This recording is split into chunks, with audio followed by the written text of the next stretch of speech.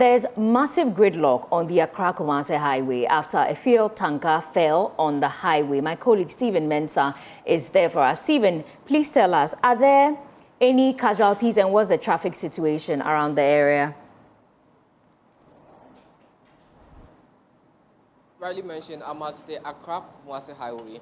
And what you see behind me will be an improvement since the last time we go here. That'll be like 30 minutes since we go here. The traffic situation it has eased up a bit since we last go here. What you would realize will be that there was no car moving towards Accra. And there was the traffic build up all through to the Chantra Hill and even to some of the adjoining roads that will be leading to the Accra-Kumasi highway. And it's all because of a fuel tanker which has fallen on one side of the stretch. So currently what you would realize will be that one side of the road, that's the Accra-Kumasi highway, has been blocked. Then the only stretch that's moving will be the Accra-Kumasi stretch, which is moving. But even with that, there's a traffic build-up. Over here, you will notice the Ghana National Fire Service on site, the Ghana Ambulance Service on site, and you also notice the police service also on site. It's all because of the fuel tanker which has fallen on the stretch. Well, I would want to get closer to the Greater Accra Regional Commander of the Ghana National Fire Service. He has been on site since this incident happened, and to pick his thoughts on what has been the measures the Ghana National Fire Service has instituted since this action or this incident happened. Chief, welcome to Joy News. I'd want to pick your thoughts briefly. First will be on what you've gathered so far from this incident. Good morning to you and good morning to your cherished viewers. This morning we had a distress call through the Fire Master Control at 0206 hours. So at exactly 0207 hours, the first appliance was dispatched. They got here at 0220 hours. And we realized that a tanker had fallen. The tanker was traveling from Tema to Kumasi. On reaching this point, it had an accident and it has fallen on the side and there was petrol leaking. Now when it happens this way, as a measure, a safety precaution measure, what we do, we quickly called in the police and then we cordoned off the area to prevent people from siphoning the fuel. So you can see that the policemen are around preventing people from siphoning the fuel. Then we went further to do cooling, because some of these products, when we don't cool it and the sun starts scorching, the expansion ratio can create problems that we can have fire. Also, you can see that the road from Accra to Kumasi has completely been blocked. The only way you can access Kumasi now is either through Koforidua, through Eburi, or maybe through Kwabenya. That is the only way. The only traffic flowing is the one from Kumasi towards Accra. And we are playing this safe because we could have lifted the bulk, but that would be too risky. Because if you lift the bulk and you are not lucky and the chain is torn and it falls back, the possibility of it rupturing is there, so it will be worse. So the advice that we gave to them is to go bring in an empty tanker that you can see behind me there. Then they brought in a machine and some hoses. I also called MPA this morning and they have assisted us to make sure that we lift the product from the falling vehicle into the empty tank. So the advice I want to give to motorists is to bear with us with the operations that are going on. It's better to endure the traffic than rushing and creating problems. So here, we are here cooling and ensuring that the bulk is transported from the accident vehicle onto the empty tank, and then we'll be leaving here. I'd want to pick your thoughts on what your initial findings is telling you as to what caused this. Okay, so I interviewed the driver. He's around, and he said that he was coming around 2. Then just as he was approaching this stationary vehicle that was loaded with cement and got spoiled and packed, there was no triangle showing that a broken down vehicle was parked.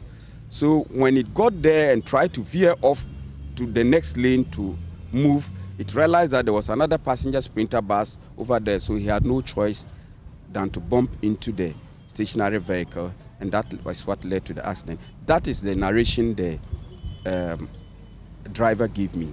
And you talk about precautionary measures also. I see people in and around the incident, the site.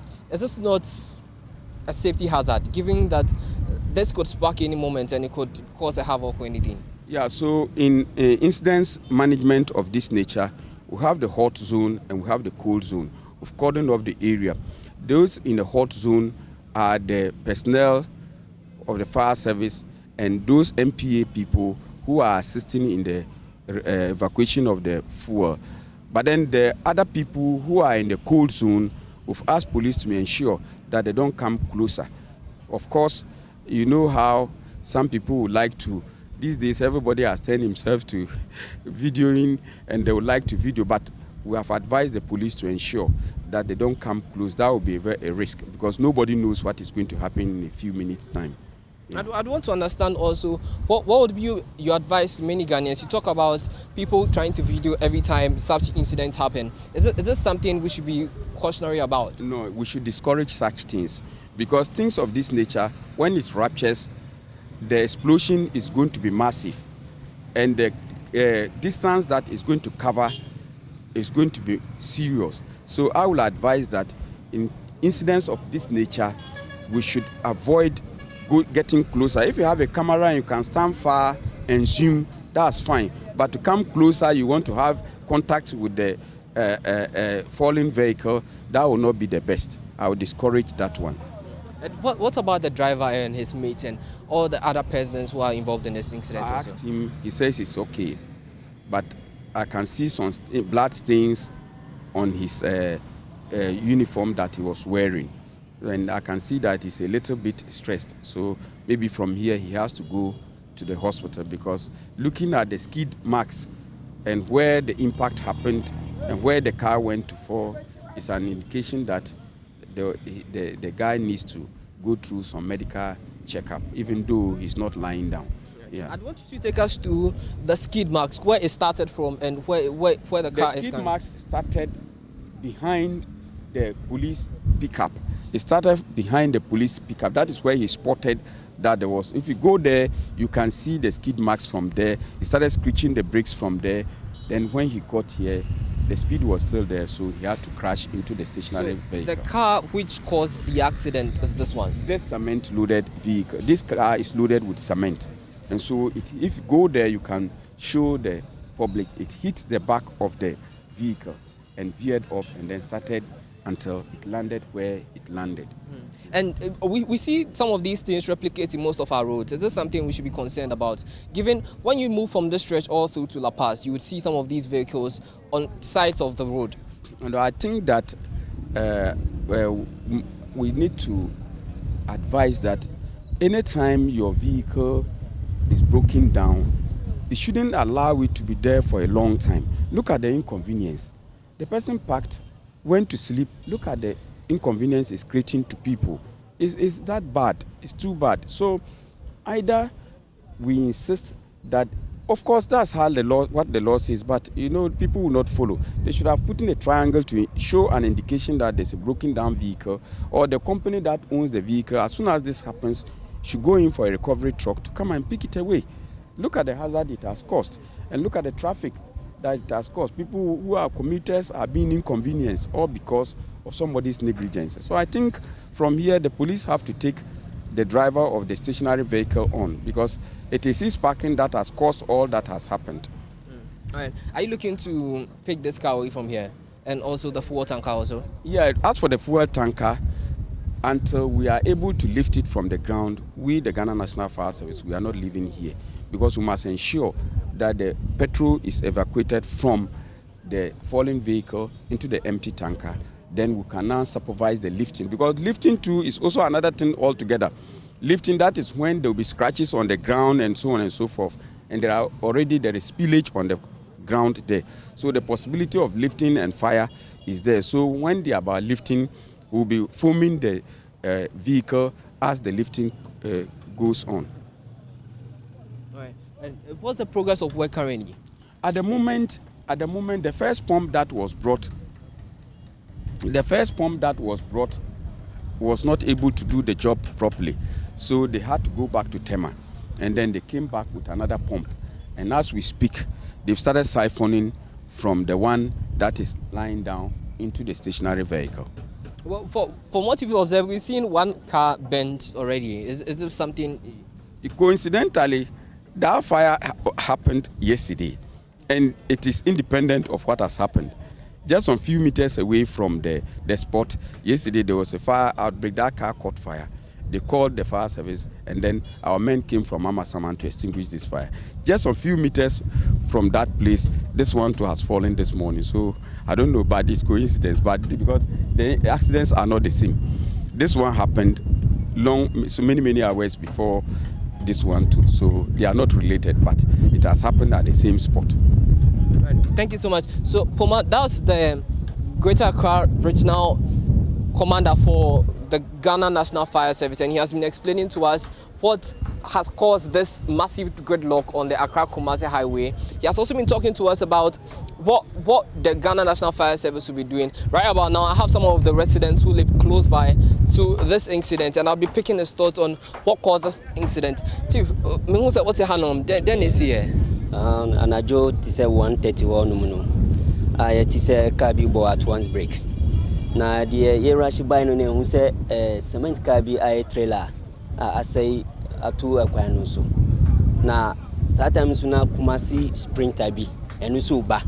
Na onu hu e no odoje na petrol tanker driver no so nim se Kumasi sprinter no enu so e de ewonanim to onu be doji. Na sprinter nso de SUV and na fire accident ne de e buy na petrol tanker no de ekohwe wo ti de esi no no nti wenyi na hu ye yeah weni hu ye yeah na den na mo ye fa ho oh ban side de say nipa de onyonko wo ha ma so bo ano nti erashi e be yi mate no free kan mu na wana mu de no ko hospital ba driver no de onu de wa pra ba to no ya hu se wo ho ndi kakra bi na DS no ansa na fire service for na buy. But mutumi ehun oni power park car no hanom. Ya ntumi ahu no. Ya ntumi ahu. Up to now still hu ne. Ya ahu. So Puma, that was one of the residents, and he has been telling us about what caused this fire. And he narrates quite similar to what the Greater Accra Commander for the Ghana National Fire Service has been saying. He says the cement truck parked along the road caused the accident. I'd want to get closer to one of the other residents also to pick his thoughts on what caused this fire. Chief, what's what Hanum say? Then I'm here. Oh, they are maybe here and so Kawi na assess you on and Ranaju fancy Kabija to more and say Safari service or one on bedroom jam. See, Damakana Jana to me, Sena Kawi Susi, on say a jan token where my traffic chair. See, Kawi Sianum. You do a fire service for bedroom jana and Chebiana. Baby 2 hours later, 3 hours later, and say the Trakan. Tian so Boab sang. Now maybe meeting come to say I'm PM and say or sick my Kumasi sprinters for a more like no mubabum na at once next one carry on also like running slow but anye no dia bokan ni say I shall say Friday and a rascal no ba anye ano kan ko to fem I thought for me so no mun to me pie guy beat a solid inside. Guy in the D or into my great kitchen and son of a glass no na glass in the pine to me you me film. Just a meeting in the private match my quack or shiny I and Bibia come man.